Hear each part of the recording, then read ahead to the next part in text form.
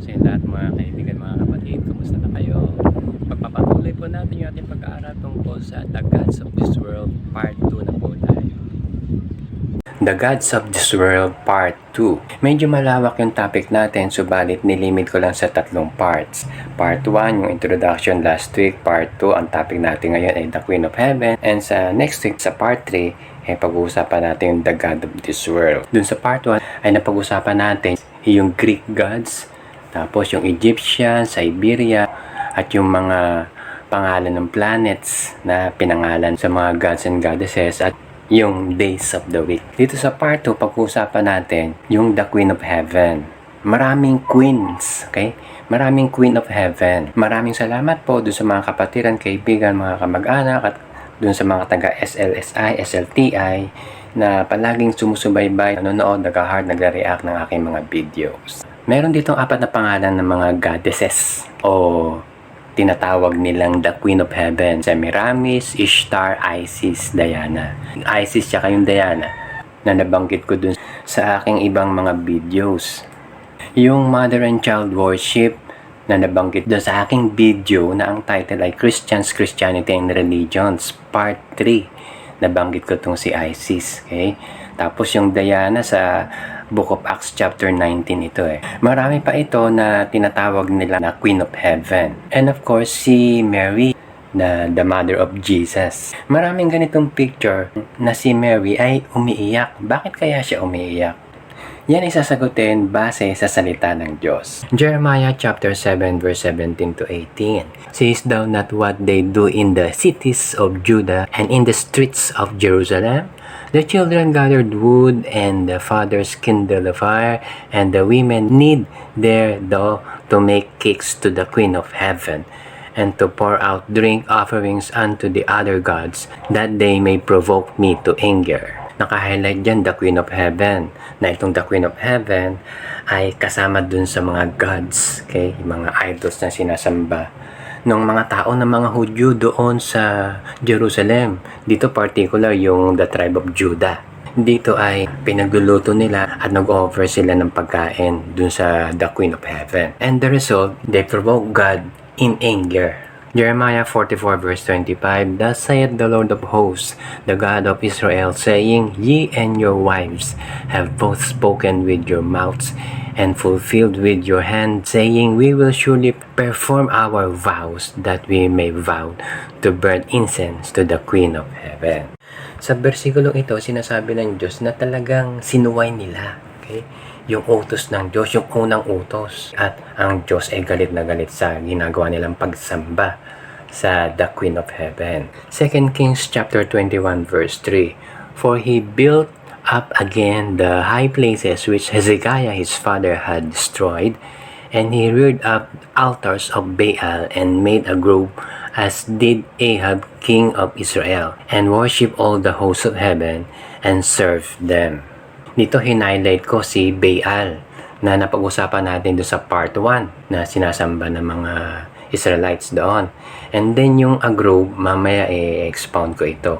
And also nakalagay yung host of heaven na yung katulad ng mga names ng mga planets, 'di ba? Si Mercury, Venus, Jupiter, yung mga ganyan sinasamba ng mga Hudyo at pinaglilingkuran nila. Sa versikulong ito, may nabanggit na 3 hari. Okay? Hindi yung 3 kings nung sa panahon ng Pasko. Hindi yun. Kundi dito si King Hezekiah, and then si King Ahab na nabanggit ko dun sa part 1 na sumasamba dun sa Baal. At yung tinutukoy na he dun sa unang sentence ay si King Manasseh. Maisingit ko saglit ito sequence tong mga hari na yung bayang Israel na-split to sa 2 kingdom. Kingdom of Judah at saka yung Kingdom of Israel. Nakaliwa, Kingdom of Judah based dun sa binasa nating verse sa 2 Kings 21 verse 3. Itong mga pangalan dito sa Kingdom of Judah, Ahaz, Hezekiah, Manasseh, Amon, Josiah. Sequence yan. Itong si Josiah, tata niya si Amon. Si Amon, tata niya si Manasseh. Si Manasseh, tata niya si Hezekiah. Si Hezekiah, tata niya si Ahaz. Nakalagay dyan yung mga karakter nila. Ang matino lang dito, ang mabuti lang dito, si Hezekiah at saka si Josiah. Naka-highlight dyan. Marami pa mga kings ng Kingdom of Judah at saka ng Kingdom of Israel. Hindi ko na nilagay lahat, syempre. Dito, itong dalawang kingdom nito ay palagi rin to nag-aaway, nagigera din to. Nais ko lang emphasize na kung ano yung kasalanan na ginagawa ng Kingdom of Judah at saka nung mga hari nila ay ginagawa din ng Kingdom of Israel. Ito mga evil kings dito, si Ahaz, Manasseh, Amon, tapos Ahab sa Kingdom of Israel, pare-pareho sila ng kasalanan na ginagawa. Ano yung kasalanan na ginagawa nila? Na sila ay sumasamba sa Diyos-Diyosan. Gumagawa sila ng mga rebulto at pinaglilingkuran nila, nag-offering sila, sinasamba nila yon. Kaya galit na galit ang Panginoong Diyos sa mga haring ito, both Kingdom of Judah and Kingdom of Israel. Subalit dahil sa awa ng Diyos sa bayang Israel, yung buong kingdom, kung kaya isinisingit ng Diyos yung mga matitinong hari. Kasi kung simula sa masama, lahat yan puro masama, pero sa awa ng Diyos, naglalagay siya ng matinong hari katulad ni Hezekiah at ni Josiah. 2 Kings chapter 23 verse 6. And he, Josiah, brought out the grove from the house of the Lord without Jerusalem unto the brook Kidron, and burned it at the brook Kidron, and stamped it small to powder, and cast the powder thereof upon the graves. Hinighlight ko dito yung grove, na nilabas lahat ni King Josiah, yung mga idols doon, yung mga images doon, kasama yung grove, at nilabas at sinunog nila at dinurog hanggang maging powder. Ano ba itong grove na ito? Sa unang verse sa 2 Kings 21:3, may grove din. At marami pang mga word na grove dito na pinag-aalis nila, giniba nila ng mga hari. Na giniba ni Hezekiah, giniba ni Josiah. Kung titingnan natin dun sa original scripture, dun sa Hebrew, ito yung meaning ng grove. Yan ay isang Diyos-Diyosan, Asherah ang pangalan.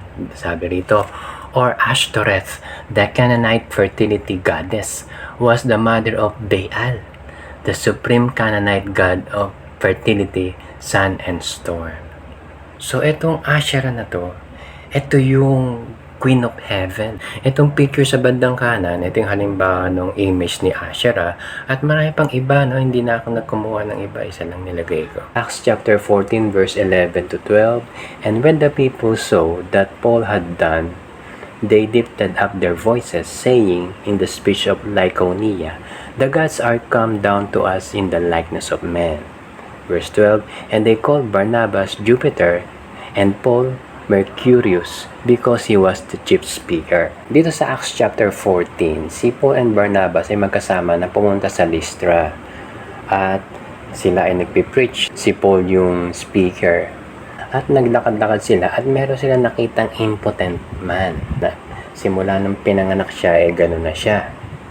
At na-perceive ni Paul na meron siyang pananampalataya, kung kaya sumigaw si Apostle Paul, said with a loud voice, stand up on thy feet, and they leaped and walked.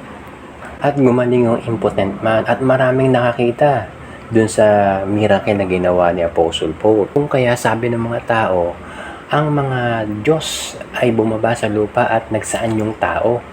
Yung sinabi sa verse 11. So sa verse 12, tinawag nila si Barnabas na Jupiter. At tinawag nila si Paul na Mercury. Yung Mercurius. Then yung priest ng Jupiter ay nag-offer ng oxen, ng baka. At may garlands, mga bulaklak pa. Sinamba sila Paul and Barnabas. Ang sabi dun sa Acts chapter 14, verse 14 to 15, yung reaction nila Paul and Barnabas. Sabi, which when the apostles Barnabas and Paul heard of, they rent their clothes and ran in among the people, crying out, and saying, Sirs, why do ye these things?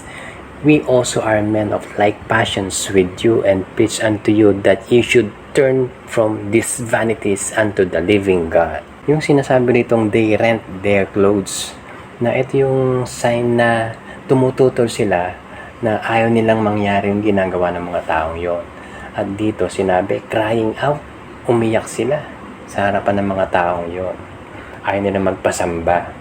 Bakit? Kasi mga tao din sila na katulad natin. I believe kung ano yung naramdaman ni Apostle Paul at saka ni Barnabas sa senaryong ito, ganito rin yung nararamdaman ni Mary. Kung kaya siya umiiyak kasi ayaw niya magpasamba sa mga tao. Kasi karumalduban na kasalanan sa Diyos at ang nag-iisang tunay na buhay na Diyos lamang ang dapat sambahin. Yung sinasabi rito sa last statement na sa verse 15, that ye should turn from these vanities unto the living God. Yung kanilang ginagawang pagsamba sa mga Diyos-Diyosan, ang tawag dyan ni Apostle Paul ay vanities. Okay? Na dapat wag gawin yon at manumbalik at umarap doon sa buhay na Diyos. Maraming salamat sa inyong pagsubaybay. Hanggang sa muli yung part 3